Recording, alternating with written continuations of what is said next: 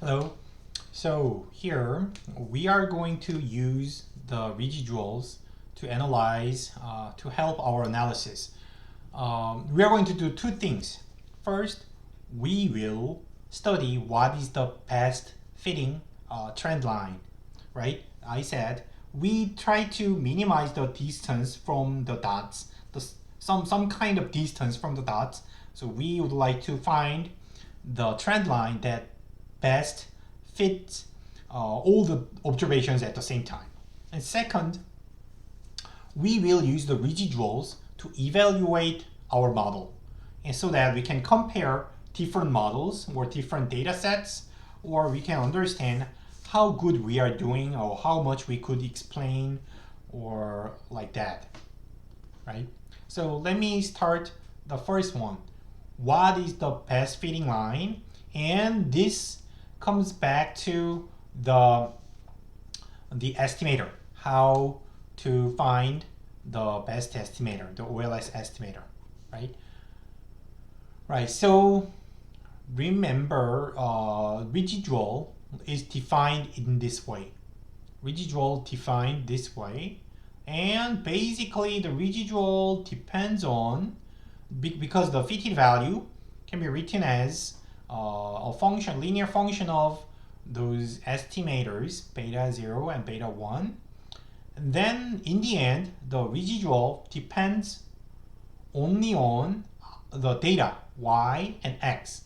They are data, so observed, and also depends on the estimators, beta 0 and beta 1. So only depends on data and the estimator.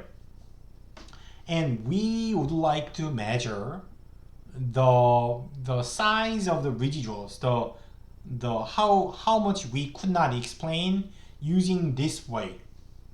First, by the way, observe that some residual can be negative while others are positive. Some are negative, some are positive. So if you sum all the residuals, then they will cancel each other. So in the end, it will be 0. So the sum of the residuals will be always 0, mathematically 0. So that's of no use. Instead, we will consider the distance in terms of its square. And we did something similar when we calculate the variance. When we calculate the variance, we defined deviations. At the same time, at that time, the deviation could be, some deviation could be positive while others are negative at the same time. So we cannot just sum the deviations, but we squared the deviations to make all the distance positive, right? So same thing, we are doing the same thing here. It's kind of deviation, right? There are deviations, and we take square so that all the deviations become positive now. And then sum. This guy is called, by the way, I'm really annoyed by the terminology here. Some textbooks use this term, residual sum of squares, but other textbooks use sum of squared errors. So, but there is no, none is dominating the other. Both are almost equally widely used. So, some call this RSS, residual sum of squares, but others call this SSE. The abbreviations are also different. I'm going to use sum of squared errors, SSE. And then what you can tell again here is this is our measure of total residuals, how much residuals we have in our model. By the way, going back this equation, what you can find here, what I told you is that the residual depends on the data and the estimator. Data cannot be changed, right? You cannot change the data at all. So data are given. You have no control over that. But estimator can be changed. If you want to use something different, that's also fine. So you can try different estimators and you can find the one that has the minimum residual and the minimum sum of squared errors, to be more rigorous. So that's what we are doing, and that is the least squares estimator. Least squares estimator is based on the minimization of, this is the sum of squared errors. Sum of squared errors. Remember, this guy is this guy, so basically same thing as this, and replace epsilon hat with this, then you will have this guy, and you minimize the sum of squares with respect to the estimators while the data are given. This is the least squares estimator, and the name is clear. We minimize squares, so it's called least squares. And the estimators beta 0 and beta 1 are called the ordinary least squares. They are called ordinary because later, if you take more courses, you will learn like generalized least squares, like restricted least squares, like other like two-step least squares. There are many different least squares estimators, variations of least squares, but this is the most basic, like simplest possible least squares estimator. So it's called ordinary least squares, OLS. OLS is the name for the result, right? This, and again, the idea is you like mathematically you can try a lot of different possible values of the estimators, and you will take the one that minimizes the sum of squared residuals. That's sum of squared errors. So that's what we are doing in this process, and this is how Excel calculates beta 0 and beta 1. And how to minimize this?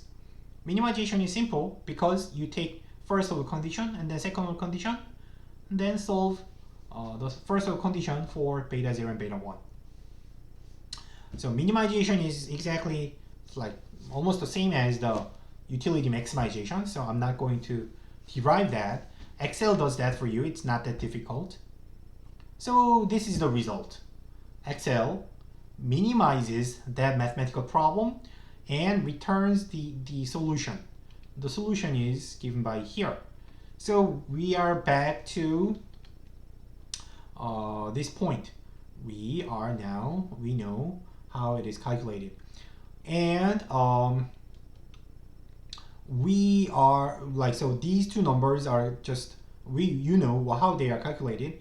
And I'm going to explain this one. SS is the sum of squares. SS is the sum of squares.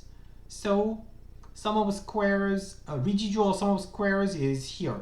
29.46 is the residual sum of squares. And like later we are going to learn these guys soon. Regression sum of squares, total sum of squares are reported here. And by the way, TF is the degrees of freedom.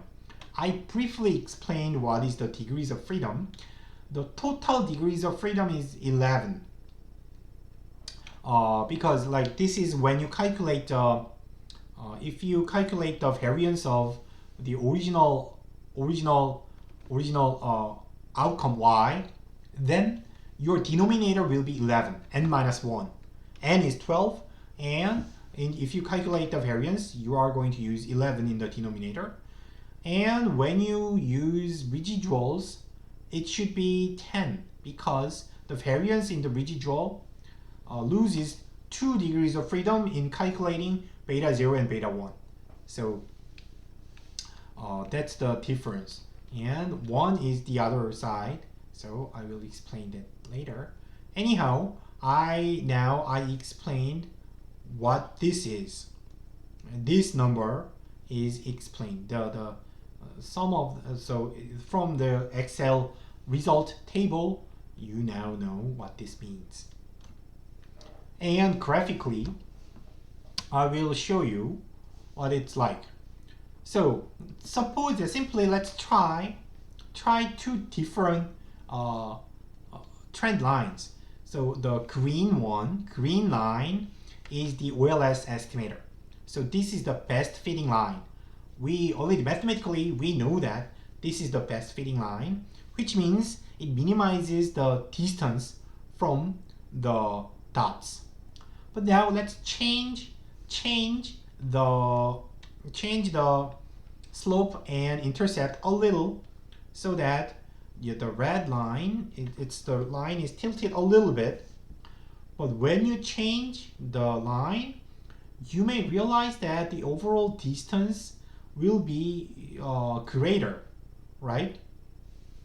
So the distance between the line and the dot becomes larger when you change the line. So if you calculate the sum of squared errors in the optimal, the minimum, when you minimize the sum of squared errors, the sum of squared errors is only 29.46. This is the mathematical minimum, right? If you minimize that, it brings down to this level. But if you change the numbers, then no matter what number you enter, you are going to get sum of squared errors greater than this guy, right? Mathematically, it should be greater because this is the minimum, mathematical minimum. If you change the parameters, then sum of squared errors will increase, which means the difference between the distance between the trend line and the dots will increase, which also implies worse, the fit becomes worse. So the best fitting line is that what minimizes the sum of squared errors. That is how Excel calculates the estimators and the underlying philosophy in that estimator, of that estimator. And also it has some nice property, because I did not show you how to minimize the sum of squared errors, but if you derive that, it's clear, its result, the solution is given by in a very familiar form. So beta 1, which is the slope can be written as covariance divided by variance of x, right? X coming here, or you may rewrite this as using correlation between x and y times the ratio between standard deviation of x and y, right? So all of them are familiar, right? So you do not need to actually minimize the complicated functional form, but if you can calculate covariance and variance, then you can calculate the OLS estimators. This is how Excel calculates the OLS estimator easily. And then slope is calculated this way. Slope captures the direction of the relationship, but the intercept is actually a byproduct of the slope. The intercept balances the mean. So average of y minus beta hat average of x.